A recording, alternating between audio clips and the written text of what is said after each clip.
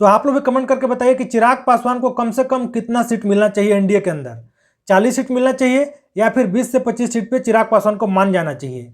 दूसरा ये भी बताइए कि चिराग पासवान को अगर 2020 की तरह एनडीए से अलग होकर चुनाव लड़ना पड़ता है तो उनको प्रशांत किशोर के साथ जाना चाहिए या फिर 2020 की तरह ही उनको अकेले चुनाव लड़ना चाहिए। लगता है कि चिराग पासवान और प्रशांत किशोर मिलकर नीतीश कुमार को निपटाकर ही मानेंगे। आपने पिछले दिनों देखा होगा कि चिराग पासवान ने खुलकर बोला कि बीपीएससी परीक्षा में गड़बड़ी हुई है, बीपीएससी परीक्षा में ईमानदारी से जांच होना चाहिए। जबकि आपको ये बात ध्यान रखना होगा कि चिराग पासवान बिहार सरकार में भी हिस्सेदार हैं और केंद्र में तो खुद मंत्री हैं। और तुरंत प्रशांत किशोर ने इस पर अपना बयान दिया।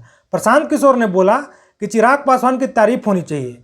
चिराग पासवान जिस सरकार में हिस्सेदार हैं उस सरकार के खिलाफ बोल रहे हैं। उसी सरकार ने बीपीएससी परीक्षा आयोजित कराई और उसी सरकार के ऊपर चिराग पासवान बोलते हैं कि बीपीएससी परीक्षा में गड़बड़ी हुई है, बीपीएससी परीक्षा में ईमानदारी से जांच होना चाहिए। ऐसे में चिराग पासवान की तारीफ होनी चाहिए। चिराग पासवान ने सरकार में रहते हुए जो हिम्मत दिखाई है, बहुत कम लोग ऐसी हिम्मत दिखा पाते हैं। तो आप लोग देखिए, चिराग पासवान और प्रशांत किशोर दोनों एक दूसरे की तारीफ कर रहे हैं। प्रशांत किशोर भी चिराग पासवान के लिए बोलते रहते हैं कि चिराग पासवान उनके पुराने दोस्त हैं। वहीं चिराग पासवान भी कई बार बोल चुके हैं कि प्रशांत किशोर से उनकी पुरानी दोस्ती है, पुराना जान पहचान है। जब पिछले बार विधानसभा का चुनाव हुआ था तो चिराग पासवान एनडीए से अलग होकर चुनाव लड़े थे। सीट शेयरिंग के मुद्दे पर उनकी बात नहीं बन पाई थी तो उनको अकेले चुनाव लड़ना पड़ा था। लेकिन इस बार स्थिति बिल्कुल अलग है। इस बार उनके पास प्रशांत किशोर की पार्टी जन स्वराज का विकल्प उपलब्ध है, जो कि 2020 में उनके पास विकल्प नहीं था। अगर इस बार एनडीए के अंदर चिराग पासवान को उनके मन मुताबिक सीटें नहीं मिलती हैं और एनडीए से अलग होकर उनको चुनाव लड़ना पड़ता है तो प्रशांत किशोर के साथ वो जाने में बिल्कुल भी नहीं हिचकेंगे। प्रशांत किशोर और चिराग पासवान मिलकर एक बहुत अच्छा कॉम्बिनेशन बना सकते हैं। 2020 के विधानसभा चुनाव में चिराग पासवान कम से कम 40 सीट की मांग कर रहे थे। एनडीए में जो बाकी हिस्सेदार थे बीजेपी और जेडीयू, उनको उतना सीट देने के लिए तैयार नहीं थे। इसी मुद्दे पर चिराग पासवान एनडीए से अलग हो गए थे और जहां जहां नीतीश कुमार की पार्टी का कैंडिडेट था वहीं अपनी पार्टी का कैंडिडेट उन्होंने उतारा था और इससे नीतीश कुमार को काफी नुकसान हुआ था। इस बार भी स्थिति वैसे ही बनती दिख रही है। चिराग पासवान को 5 लोकसभा सीटें मिली थी चुनाव लड़ने के लिए, यानी 5 लोकसभा सीट के मुताबिक उनको 40 विधानसभा सीटें कम से कम इस बार मिले। जबकि एनडीए में शामिल पार्टियां जेडीयू और बीजेपी चिराग पासवान को ज्यादा 20 से 25 सीट देने के लिए तैयार है।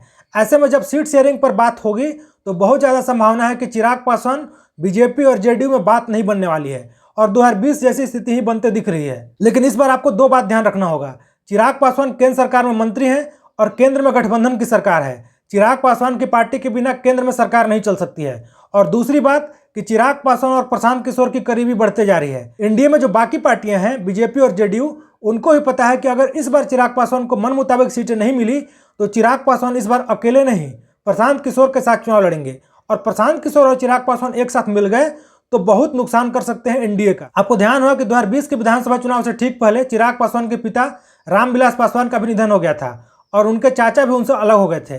चिराग पासवान को मजबूरी में चुनावी मैदान में अकेले जाना पड़ा था। इसके बाद एनडीए को काफी नुकसान हुआ था और तेजस्वी यादव मुख्यमंत्री बनते बनते रह गए थे। बस 5-7 सीटों का फर्क रह गया था। अगर 5-7 सीटें इधर उधर हो जाती तेजस्वी यादव मुख्यमंत्री हो जाते। एनडीए में जो पार्टियां हैं वे लोग नहीं चाहते कि इस बार वैसी गलती हो। इसीलिए आपने देखा होगा कि पिछले दिनों चिराग पासवान के जो करीबी रहे थे हुलास पांडे, उनके ऊपर ईडी का छापा हुआ था। बीजेपी चाहती है कि चिराग पासवान के ऊपर प्रेशर बना के रखा जाए कि जो आप 40-50 सीट की मांग कर रहे हैं वो 40-50 सीट आपको नहीं मिलने वाला है, आपको 20-25 सीट पर ही मानना पड़ेगा। अगर आप 20 से 25 सीट पर नहीं मानते हैं तो केंद्र सरकार की जो एजेंसी है उसका उपयोग करके एलजेपी पार्टी के नेताओं को परेशान किया जाएगा। वहीं चिराग पासवान चाहते हैं कि उनको कम से कम 40 सीटें मिले।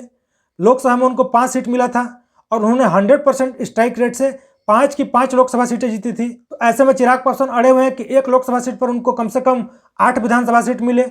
40 सीट से कम पर हम चुनाव लड़ेंगे नहीं। 40 से 50 सीट की मांग पर चिराग पासवान अड़े हुए हैं। तो देखना काफी दिलचस्प होगा कि जब अगले कुछ दिनों में बिहार में एनडीए में सीट शेयरिंग पर बात होगा तो चिराग पासवान मन मुताबिक सीटें ले पाते हैं नहीं, और अगर उनको मन मुताबिक सीट नहीं मिलता है, 40 से 50 सीट नहीं मिलता है, तो क्या फिर 2020 की तरह चिराग पासवान एनडीए से अलग हो जाएंगे? और अगर एनडीए से अलग होंगे तो लगभग ये मानकर चलिए कि चिराग पासवान इस बार अकेले नहीं प्रशांत किशोर के साथ मिलकर चुनाव लड़ेंगे। पिछले वीडियो में कुछ लोगों ने बोला था कि चिराग पासवान को तेजस्वी यादव के साथ जाना चाहिए। चिराग पासवान और तेजस्वी यादव एक साथ जा ही नहीं सकते हैं, क्योंकि चिराग पासवान भी चाहते हैं कि बिहार के मुख्यमंत्री बने, तेजस्वी यादव भी चाहते हैं कि बिहार के मुख्यमंत्री बने। दोनों लोग चाहते हैं कि मुख्यमंत्री बने। ऐसे में दोनों लोग एक साथ चुनाव लड़ ही नहीं सकते हैं। तो ऐसे में लगभग मानकर चलिए कि अगर 2020 वाली स्थिति बनती है, चिराग पासवान को 40 सीटें नहीं मिलती हैं, तो ऐसी स्थिति में चिराग पासवान जन स्वराज के साथ मिलकर ही चुनाव लड़ेंगे। तो आप लोग भी कमेंट करके बताइए कि चिराग पासवान को कम से कम कितना सीट मिलना चाहिए एनडीए के अंदर। 40 सीट मिलना चाहिए या फिर 20 से 25 सीट पे चिराग पासवान को मान जाना चाहिए। दूसरा ये भी बताइए कि चिराग पासवान को अगर 2020 की तरह एनडीए से अलग होकर चुनाव लड़ना पड़ता है तो उनको प्रशांत किशोर के साथ जाना चाहिए या फिर 2020 की तरह ही उनको अकेले चुनाव लड़ना चाहिए। जो भी हो आप लोग कमेंट करके जरूर बताइए। अगर वीडियो अच्छा लगा तो वीडियो को लाइक और शेयर कीजिए। चैनल पर नए हैं तो चैनल को सब्सक्राइब जरूर कीजिए। धन्यवाद।